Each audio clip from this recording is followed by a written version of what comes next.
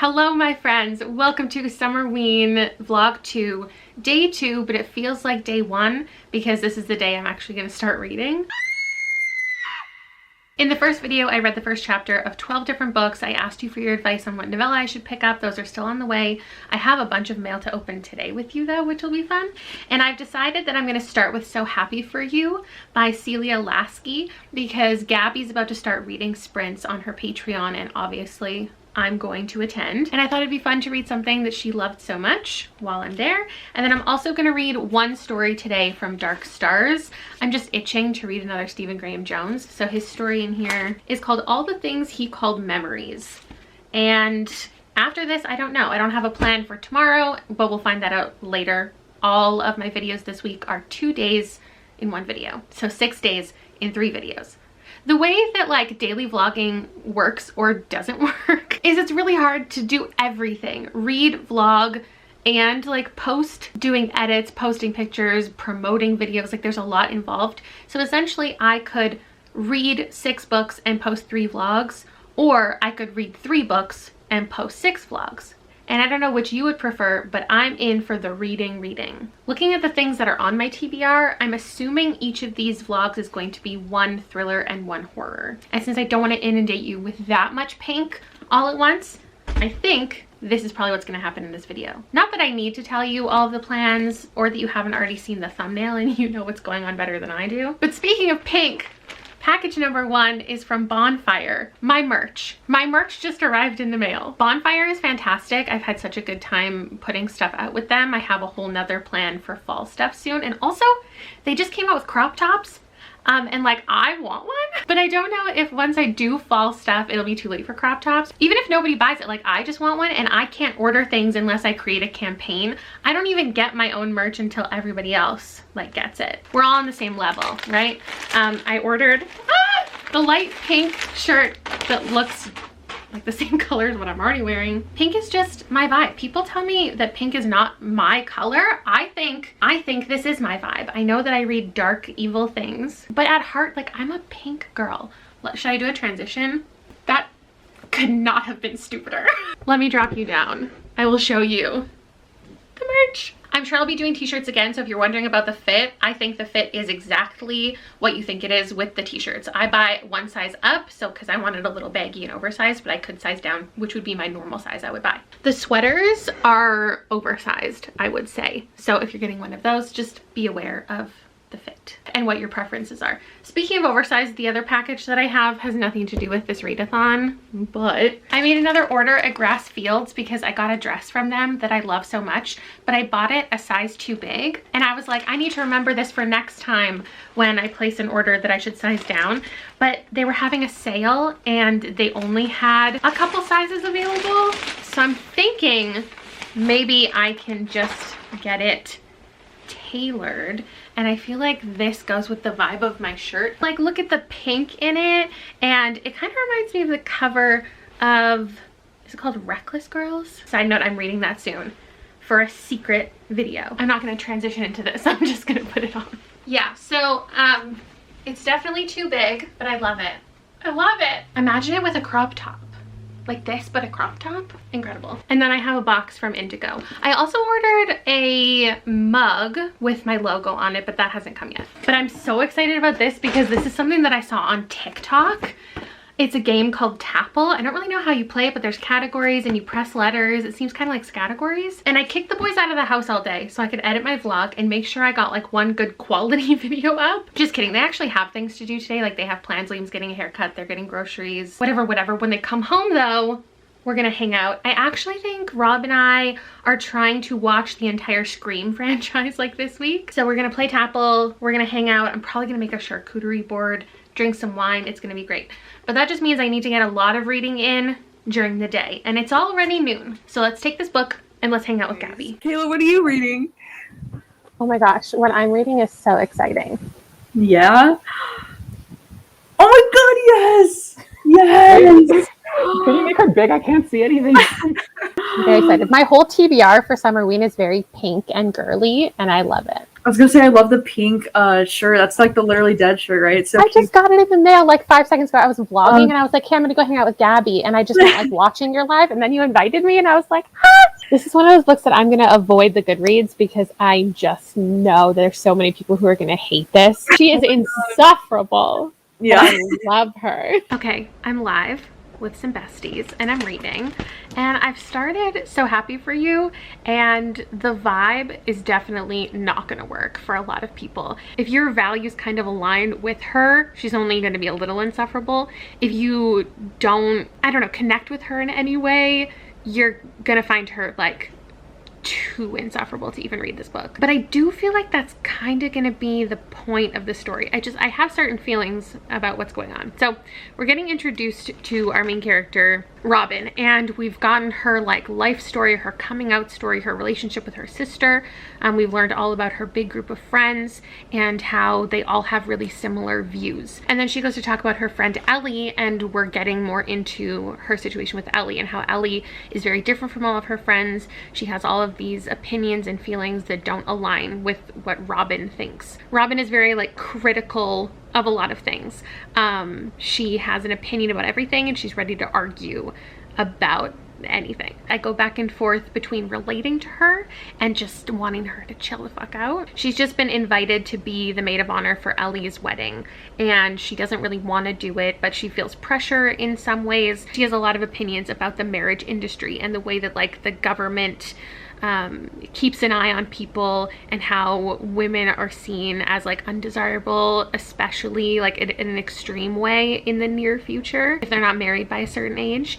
She's been with her partner named Amy for years and years and years, and they talk about marriage themselves and how it's just like a patriarchal thing, and if they want to engage with that themselves within their relationship. 2 slight issues I'm taking. One is she just said the number one thing that her and Amy have in common is they both hate Bon Iver, which, like, how dare you?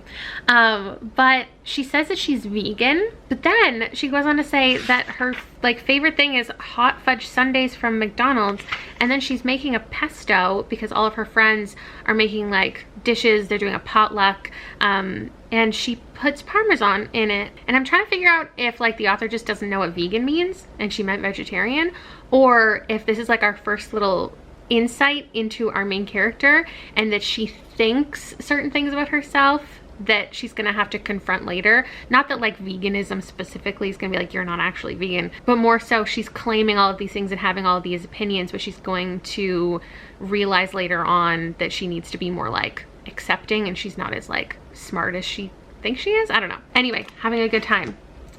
Gonna keep reading. Okay, shout out to an author who knows that we want to know our main character's zodiac sign, so we know she's an Aquarius. I love when authors include that. I already know this is going to be a really hard book for me to recommend. It's going well. It's a slow story just about her life, her friendship, and I've heard it's going to get wild and ridiculous at the end. And I feel like it's already setting you up for that vibe because it's mentioning things kind of offhand that are like startling things. Like it's talking about abortion and school shootings, and it's bringing up a lot of topics that the main character is passionate about, but bringing them up in like such casual conversation that makes it feel like ridiculous that this is the world that we live in, that there are various opinions about such extreme matters. She's judging people misinformed about vaccines. She's talking about how this person, everyone has too much plastic surgery, how she hates women who post like their man doing dishes on social media as if he's a gift from God, which is like, you know, a lot of thoughts that a lot of people share. It's starting to get a little bit weird. The marriage events that she's attending, they're starting to get dangerous, and she thinks that someone in the bridal party, perhaps even Ellie herself, is out to get her. Hello, intermission from my book reading. An article came out today saying that The Cabin at the End of the World is being adapted, and it's being directed by M. Night Shyamalan. I feel like all of his movies, his horror movies at least, obviously, have been written and directed by him. So the idea that we're gonna get a horror movie from him where we already know like the big twist ending, which is what he's known for, that's very interesting to me. And it makes me wonder if they're gonna change like the ending of this. This is one of my favorite books, and one of the reasons why I was considering reading The Pallbearers Club for this readathon, because I've been wanting to recreate my feelings for Paul Tremblay's writing since I read this. This actually really fits with what I'm currently reading and my whole perspective of like, don't take my recommendations. The things that I love, I understand that other people will not love. Like, I've been seeing so many people reading In My Dreams I Hold a Knife for this readathon too, and I'm like, I'm worried, because when I rate something 5 stars and I say it's my favorite of the year, I see people read it and I'm like, but I never recommended it. Like, I said I loved it and I said it was 5 stars, but I didn't think you were gonna give it 5 stars. Anyway, I'm so excited about this just because, like, I love his movies. Well, I haven't loved a movie from him in a minute, but I used to love his movies. And I feel like a little bit of something different will be done with this. Regardless, I'm excited to see it. There are so many books that I don't want to get adapted. And there are some books that, even though I loved them and I feel protective of them, I do want to see on the screen. And horror is that for me. Like, any horror that gets adapted, I'm down for. But oh my gosh, that's just making me want to drop my TBR and reread that right now. Actually, you know what? I'm starting to wonder if I already knew that this was a thing, because I just went to the IMDb and the whole cast is already here. Dave Bautista, Jonathan Groff, Rupert Grint. Like, did I know this? Why is the cast so big? There's like 4 people in that whole book. I guess this isn't an announcement article. It's just Paul Tremblay talking about the adaptation, what it's like for his stuff to get adapted. Also probably because like his new book came out, and this is just when you talk about promotional things to help promote the other thing that you're doing. I guess they just finished filming it, and if I knew about it, I forgot about it. So hopefully I'm reminding someone or telling someone for the first time that it's happening. Update. Gabby just gave me a great idea that I hadn't even been considering. She was talking about reading Fever Dream, and she was saying, I'm sure you're gonna see this in a vlog of hers, but she was gonna do that as the prompt of reading a book in the dark. And I hadn't even considered that's how to fulfill the prompt, is reading an audiobook in the dark. Otherwise, I was just like, okay, well, I can put on my little salt lamp really low and it'll just be like spooky and in the middle of the night. But an audiobook is such a good idea. To complete it while in the dark, it needs to be a short one, so maybe I should do that for my novella. I don't know why I'm talking about it. I'm not going to complete that in this video. I think I'm just looking for vlog content. I'm sure I don't need it. Halfway through this, going well. I think I'll just wait until I'm done it and then I'll give you my final thoughts. Okay, sprints are over. Boys are on their way home. I gave this 5 stars. I need to clean out my cupboard.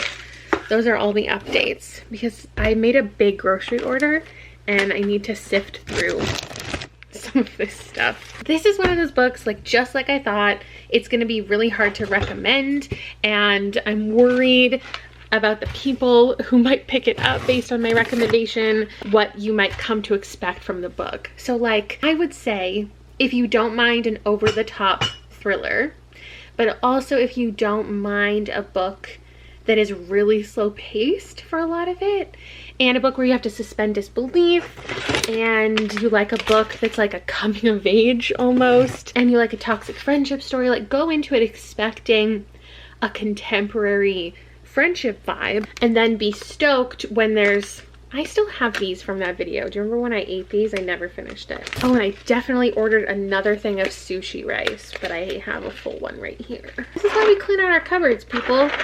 Who wants this? Oh, good. More sushi rice.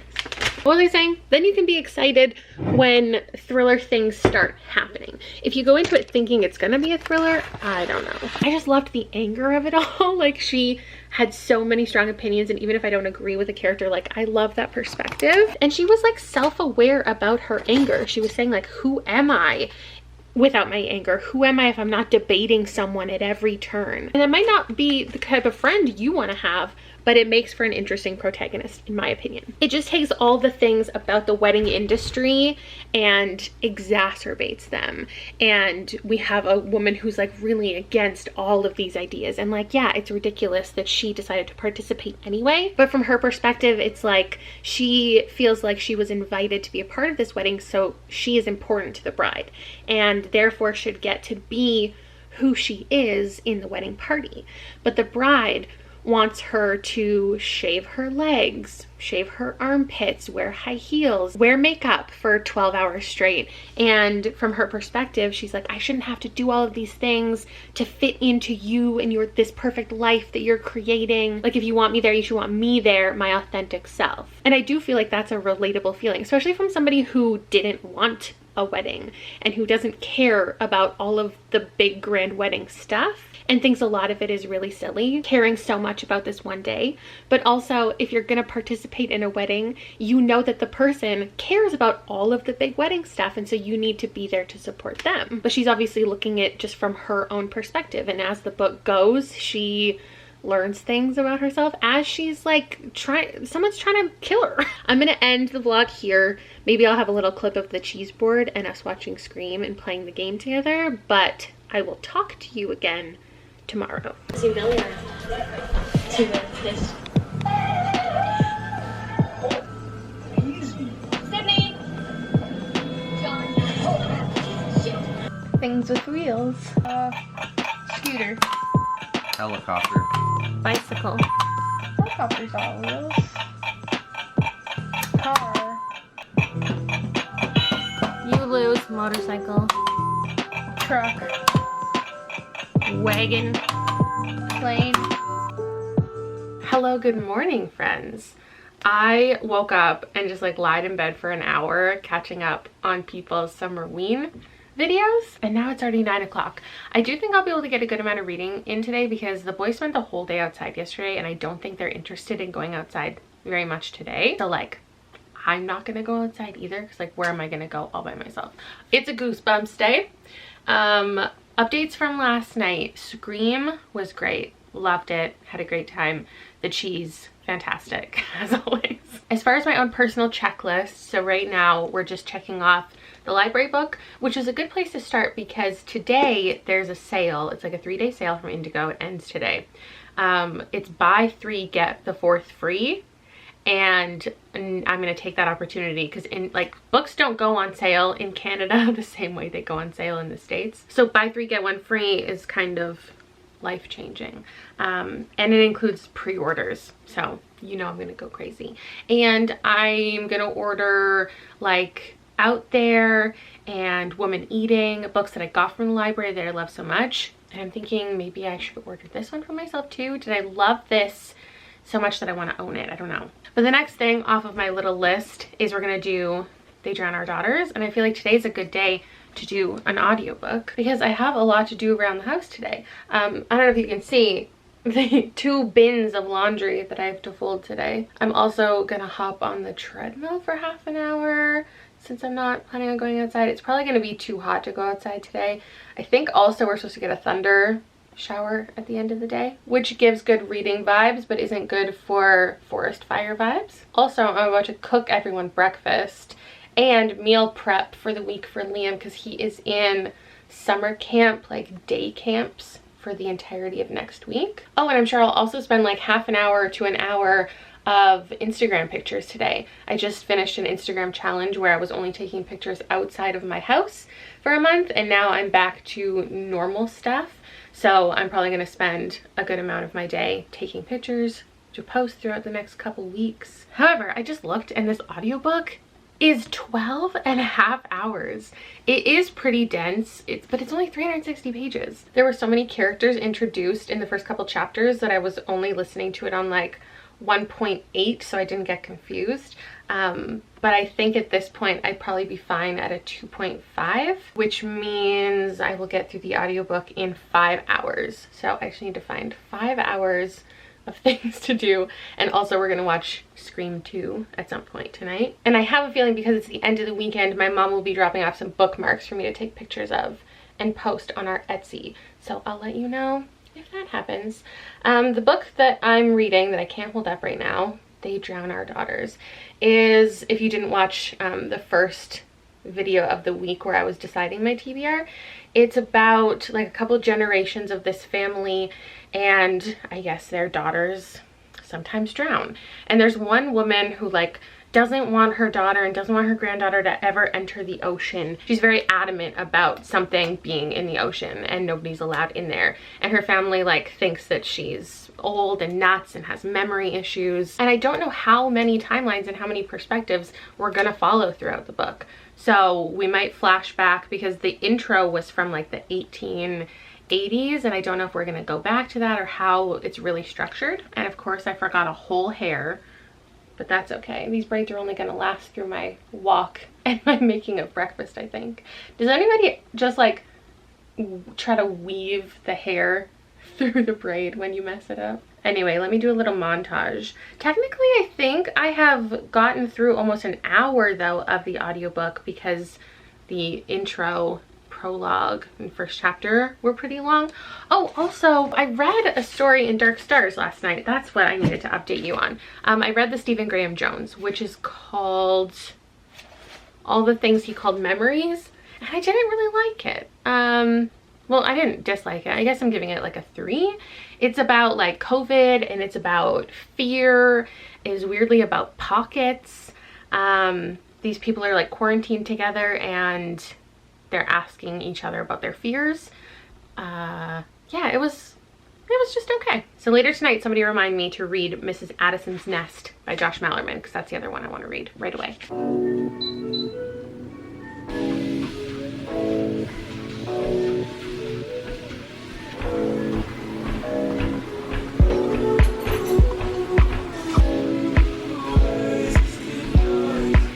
I thought you were moonwalking. I didn't realize you were on that.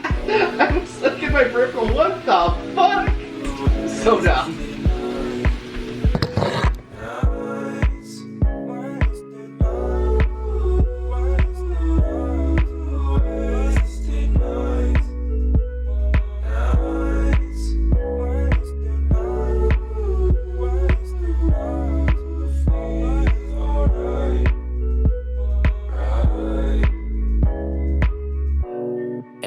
Too special, drunk to the bone when I met you.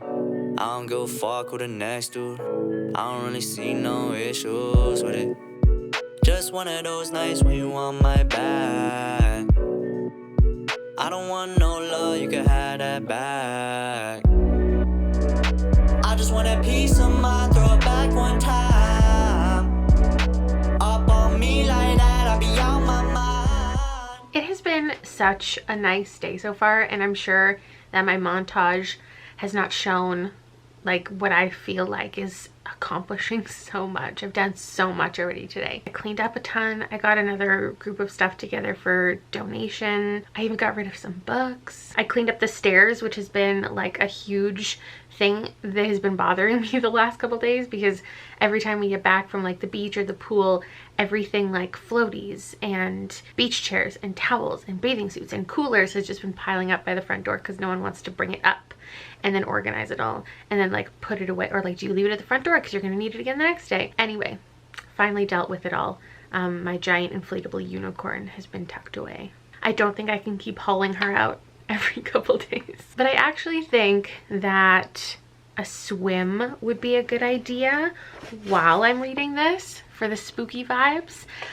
So I think we're gonna head out, go to the mall, get smoothies. I'm gonna stop by Lush because I also want to have like a nice bubble bath later. I love listening to audiobooks in the bath, very relaxing, and that can kind of accomplish the challenge of reading in the dark, an audiobook in the bathtub just with candles. I mean, there's nothing also stopping me from reading this physically, but I am enjoying the audiobook, and I think it's pretty clear in my head who's who. There's so many different perspectives, but I think I'm keeping everything straight just fine. The audiobook says I'm halfway through, so I figured that's around here. And then I'll go for a swim, I'll come back, do the bath, watch Scream, and then the day will be done. I wouldn't say I'm loving it at this point. It's funny how, well, it's not funny, I guess it makes sense why Jennifer McMahon is blurbed. She did the blurb on the cover because this reminds me so much of The Drowning Kind, which I didn't love. I give it 3 stars. This doesn't feel like it's gonna be a huge win for me by the end, but like it's good. I would say it's The Drowning Kind meets The Rattled Bones meets What Should Be Wild. meets mayhem a little bit. The taxidermy vibes are definitely ominous and weird, and the idea that there's this shop that's been abandoned and the guy like put creatures together when he was dealing with these animals and whatever the heck you do in taxidermy. It's pretty much exactly the vibe that I was expecting, which is what I don't consider super conducive to this readathon, because to me it's about horror and chills and thrills, and this is more like a family saga with a spooky undertone. But then it said it was haunted, and it said it was gothic, and it was a ghost story, so I was like, okay, well maybe it is the vibe. But I don't know, we'll see if the second half picks up in pace or in the scare factor. That'd be cool. What I don't want to do is start regretting my TBR already, because I just remembered and I was reminded that there was a couple books on my TBR shelf that I said I might want to read for this video, and I've seen other people reading for this readathon. I don't know, I just want to continue liking what I'm reading so I don't wish that I had stuck with the old plan. I just got hit by the Wanda Fuka. Same, bro. Ready? Let's do a handstand competition! What are the points on? Leg, straightness of legs, and style.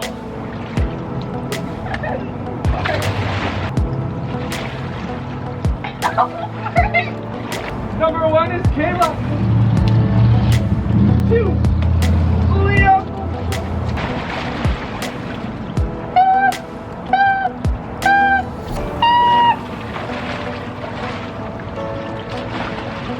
I did one hand, I'm so cool. 1 point for Robert, 2 points for Liam.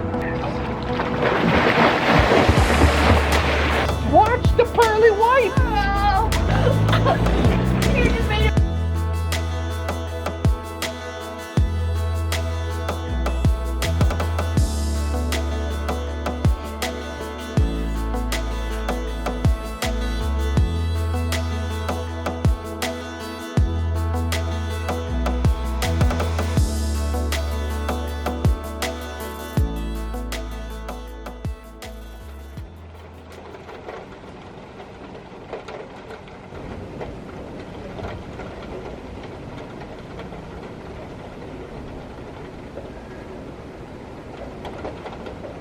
All right, well, it's the end of the night. A few updates. We prefer Scream 2 over Scream 1.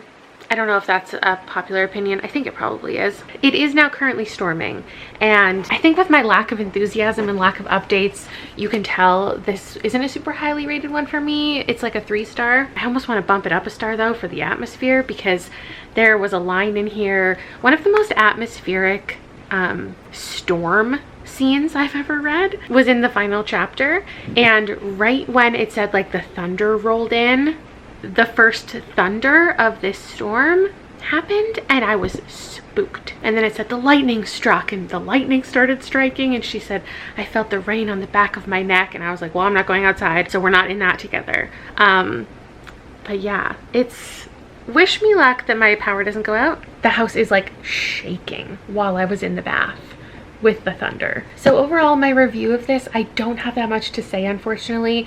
I feel like I've said it all already. The book didn't really change tones throughout. All of the comp titles I gave is still what I would compare this to. I feel like it's the exact story you're expecting it to be. And if you read like The Drowning Kind and you want to pick up something like that, highly recommend. Definitely not as spooky as I was hoping, but the ending, like, the vibes did it for me. Though unless you're reading it during a storm, you're not going to get the same experience. But that's a wrap for me and day 3. I'm going to go get a good night's sleep and think about what I want to read for day 4. And I'll see you in a couple days. Bye! Okay, it's really bedtime now, but thank you to everyone who just reminded me to read a story from here, because I did it. And now I'm very tired. I read Josh Mallerman's. It was called something about a nest. Addison. It gave me oh my god, I just flipped to the correct page. Mrs. Addison's Nest gave me Stephen King, specifically It vibes for sure, and I think I'm giving it 3 stars. It was about a group of friends and it was about like memory loss slash time travel. I think it could have been fun as a full-length novel, but there are a lot of full-length novels that are like it, so I don't know that it needs to be a full-length novel. It was just okay. Yeah. And also, I realized that I almost made it sound like I haven't watched Scream 10,000 times in my life. This is my first time watching it with my husband. Like, especially, I don't think we've ever watched any of them together, but if we have, it definitely hasn't been like back to back in this capacity. Scream is like our childhood, like our early teen years. We are Scream fans. But rewatching the second one, I feel like I've only maybe watched it once or twice in my life, while I've watched Scream so many times, and I've watched Scary Movie probably even more times. So while I watch Scream, I remember things from Scary Movie that I think are in Scream and they're not. But watching Scream 2 was really fun because I didn't really remember much of it. It was our first time watching it together. We definitely liked it more than the first one. It was just so much fun. Yeah, I just wanted to throw in a disclaimer because I know someone's gonna be like, how are you only watching Scream for the first time? No. That's my bread and butter. Horror movies, that's my whole thing. I just didn't remember like which ones are good and which ones are bad. I think Scream 3 is bad, but I'll let you know in the next vlog. Okay, bye for real this time.